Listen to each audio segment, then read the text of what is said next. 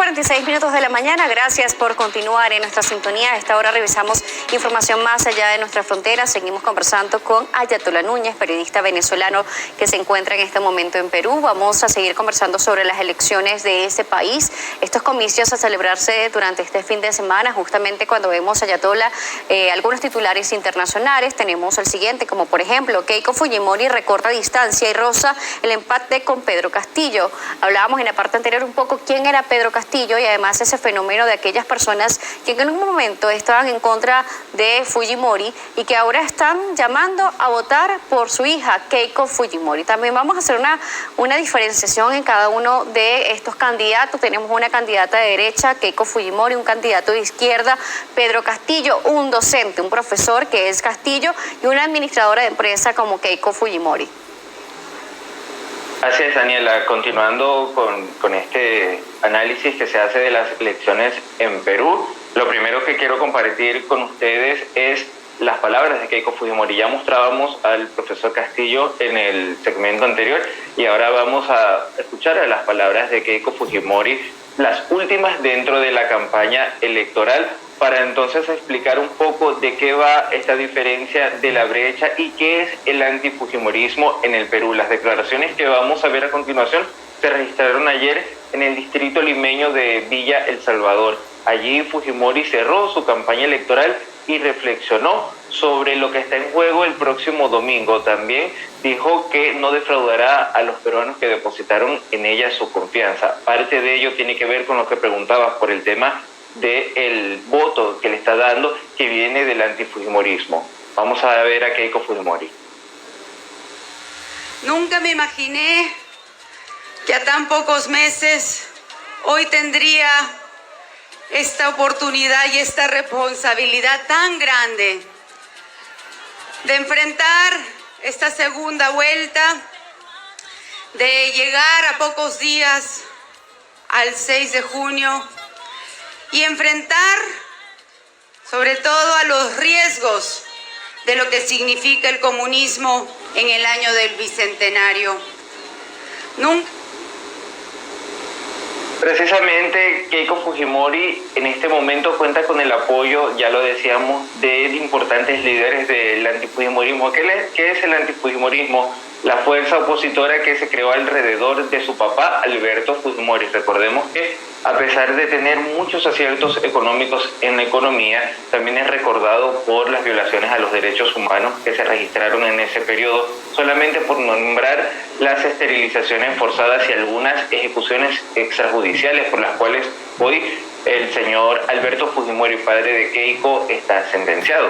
El antifujimorismo hoy ha cerrado filas alrededor de Keiko, pues consideran que Castillo es un comunista que viene para montar una dictadura en el Perú.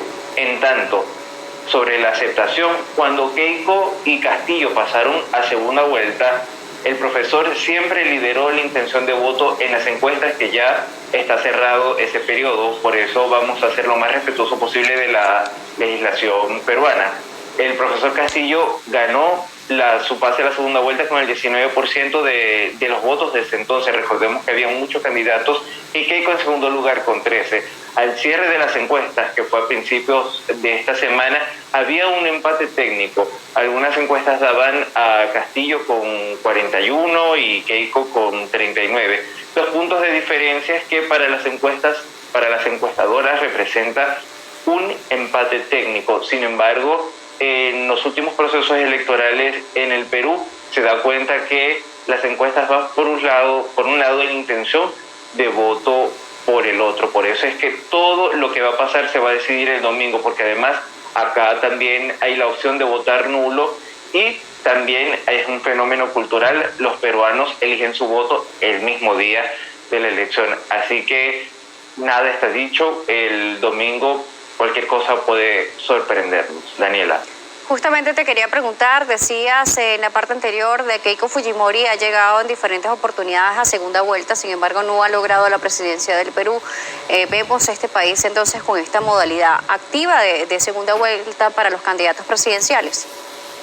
Sí, la segunda vuelta es parte del proceso electoral y a ella pasan quienes en la primera no lograron completar o no lograron recibir el 50% del voto total de las elecciones. En este 2021 el voto estuvo muy fragmentado porque todos los partidos políticos tuvieron un candidato, resultando Pedro Castillo y Keiko Fujimori los que pasaran a segunda vuelta.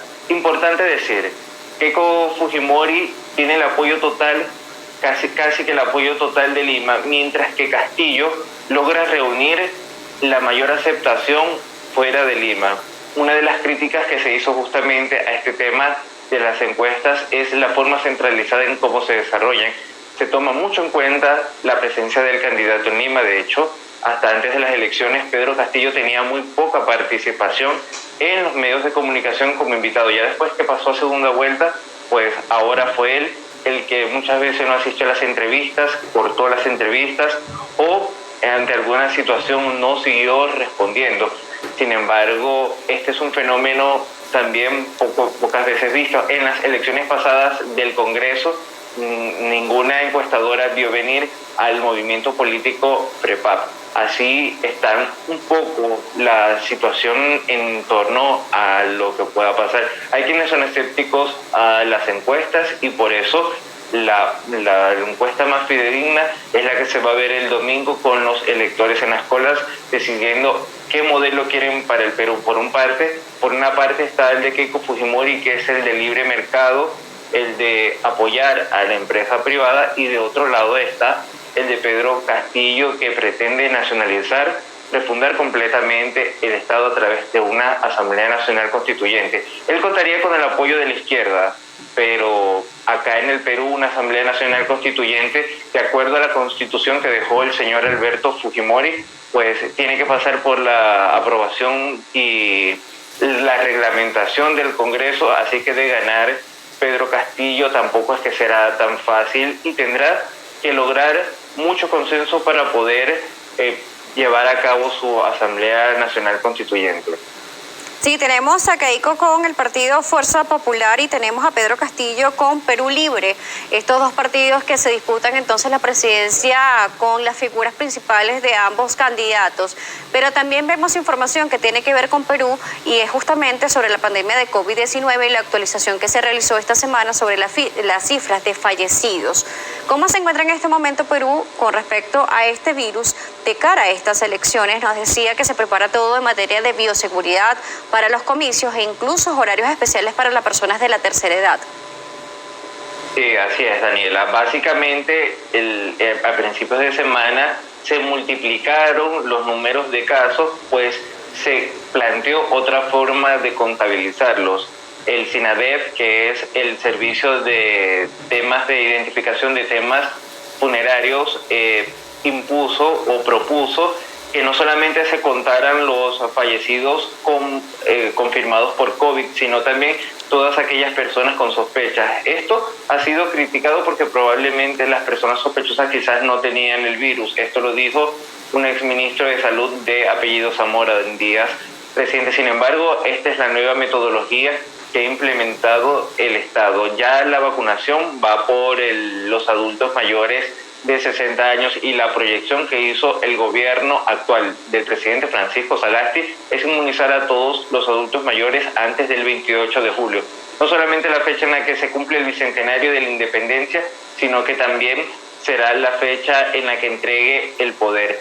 En tanto, sobre el tema de la pandemia, la Oficina Nacional de Procesos Electorales, corrigiendo un poco los errores que se cometieron durante la primera vuelta en la que se llamó a votar primero a los adultos mayores que desearan asistir, que no están obligados. Fueran y muchos de los miembros de mesa no asistieron, por lo que se retrasó el proceso y mientras más llegaban personas, hubo aglomeraciones.